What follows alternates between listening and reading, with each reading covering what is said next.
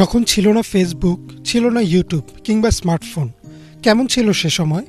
৯০-এর দশকে যাদের জন্ম তারা যেমন একদিকে অ্যানালগ যুগের শেষ প্রজন্ম, তেমনি ডিজিটাল যুগের উত্থানের সাক্ষী। কেমন ছিল ৯০-এর দশকের শৈশব? ১ টাকাকে ৪ ভাগের ১ ভাগ করলে হতো ২৫ পয়সা, যাকে আমরা বলতাম ৪ আনা। এই ৪ আনায় পাওয়া যেত নাবিস্কো লজেন্স। রং বেরঙের কাগজে মোড়ানো এই লজেন্সই যেন ছিল সে যুগের শিশুদের আনন্দের উৎস। শুধু লজেন্স না, পাওয়া যেত কালারগাম নামের লম্বা এক ধরনের চুইংগাম।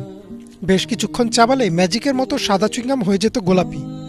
এছাড়াও ভাঙা প্লাস্টিক বোতল বা লোহা লক্কর দিয়ে পাওয়া যেত হাওয়াই মিঠাই বা কটকটি। চকলেটের পর ছিল খেলনা। তখন খেলার জন্য আধুনিক বা দামি কোনো খেলনা ছিল না।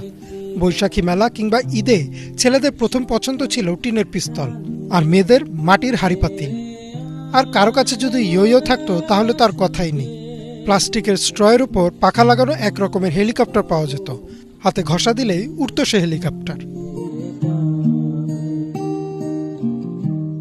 পাবজি, ফ্রুট নিনজা বা অ্যাংরি বার্ডস না, সে সময় আমাদের কাছে ভিডিও গেম মানে ছিল ব্রিক গেম।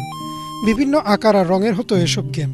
তবে পকেটে কিছু টাকা থাকলে আর বাবা মাকে ফাঁকি দিতে পারলেই চলে যেতাম ভিডিও গেমের দোকানে। মোস্তফা, ফাইট 97 বা মারিও। ১ টাকার কয়েনেই বাজিমাত। তখন ছিল না অনলাইন র্যাঙ্কিং। 1 কয়েনে মোস্তফার ডাবল ড্রাগন বস মারতে পারলেই এলাকায় হইচই শুরু হয়ে যেত। তখন বাড়ির পাশে ছিল না খেলার জায়গার অভাব, আর বিকেল হলেই শুরু হতো হই হুল্লোড় করে খেলা। কানামাছি, লুকোচুরি, ছোঁয়াছুঁয়ি কিংবা ফুলটোকা। সন্ধ্যার আগ পর্যন্ত চলতো দৌড়ঝাঁপ। তবে বাবার কড়া নির্দেশ থাকতো মাগরিবের আজানের সাথে সাথে ফিরতে হবে বাসায়। বাসায় ফিরে হাত মুখ ধুয়ে শুরু হতো পড়া। পড়ার সময় মনে শুধু একটা জিনিসই চলতো, কখন হবে লোডশেডিং। মোম, কুপি বা হারিকেনের আলোয় পড়লে চোখ নষ্ট হয়ে যাবে, এমন অজুহাত দিয়ে উঠে যাওয়া হতো পড়া থেকে। বিদ্যুৎ আসতে আসতে পড়ার সময়ও শেষ, পড়াও শেষ।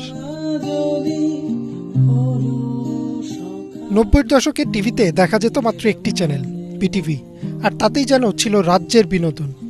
বাংলায় অনুবাদ করে দেখানো হতো সিনবাদ, রবিনহুড বা ম্যাকগাইভার। এছাড়াও ছিল মিনা কার্টুন, আর শুক্রবার আসলেই সারাদিন অপেক্ষা থাকতো আলিফ লায়লার। সে সময় বাংলাদেশের মানুষের সাথে পরিচয় হয় বিখ্যাত বাকের ভাইয়ের। সেই সময়গুলোর কথা মনে হলে এখন শুধুই আসে দীর্ঘশ্বাস। কেউ হয়তো অতীতে ফিরে যেতে চাইবে, কেউ আবার সেই সময়ের কথা স্মরণ করে নিজ মনেই হেসে উঠবে। তবে ৯০ দশকের জন্ম নেয়া শিশুরাই হয়তো প্রকৃত অর্থে উপভোগ করেছে নিজেদের শৈশব। ইমরান মাহমুদ, বাংলা ভিশন।